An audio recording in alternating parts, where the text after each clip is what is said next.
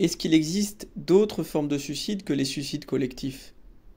Est-il possible de parler de suicide individuel?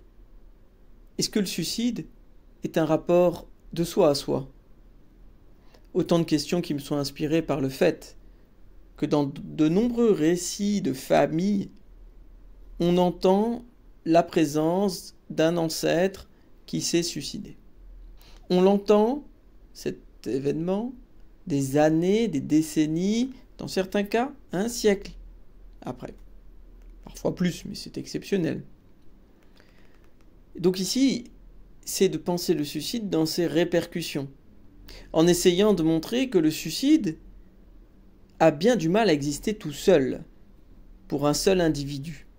Bien que ça soit sa vie, qui soit attentée, néanmoins sa vie ne le concerne pas tout seul et elle est partagée. Et comme elle est partagée, au sein même d'une famille, cette famille entière est non seulement endeuillée, mais elle est marquée, elle est traumatisée. Reste dans cette famille le souvenir du défunt, mais reste aussi le mystère.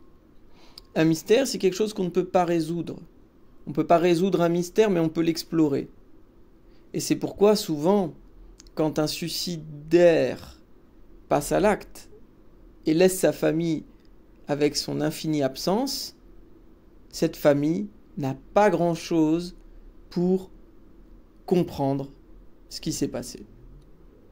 Autrement dit, le suicide de l'individu a des répercussions gigantesques sur les pensées de ceux qui restent autour. Il entrave les pensées de ceux qui restent autour. Il les arrête, il les termine.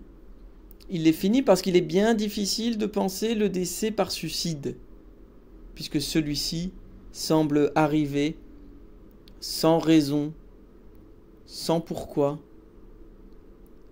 Il ne reste plus que des suppositions, des hypothèses que vont faire les proches, et ils en ont bien besoin. De parler des problèmes d'argent, des problèmes de cœur, des problèmes professionnels, des problèmes avec les enfants ou de la maladie du défunt.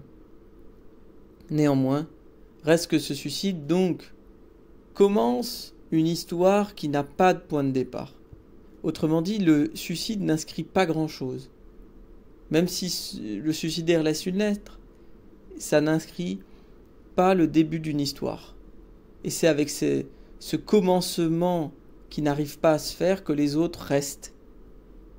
C'est pourquoi il est difficile de penser l'idée d'un suicide individuel, tant les répercussions dans le collectif font que il y a une mort qui s'étend à l'histoire.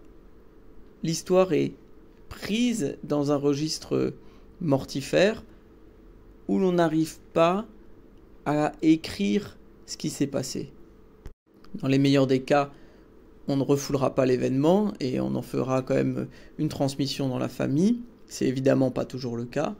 Et puis, on décrira les conditions du suicide, la manière de s'y prendre, mais on aura bien du mal à saisir le sens profond de cet acte, qui restera peut-être pour l'éternité opaque. Et c'est cette opacité partagée par de nombreuses personnes qui rendent un suicide non pas comme un acte individuel, mais nécessairement comme un acte collectif. Voilà.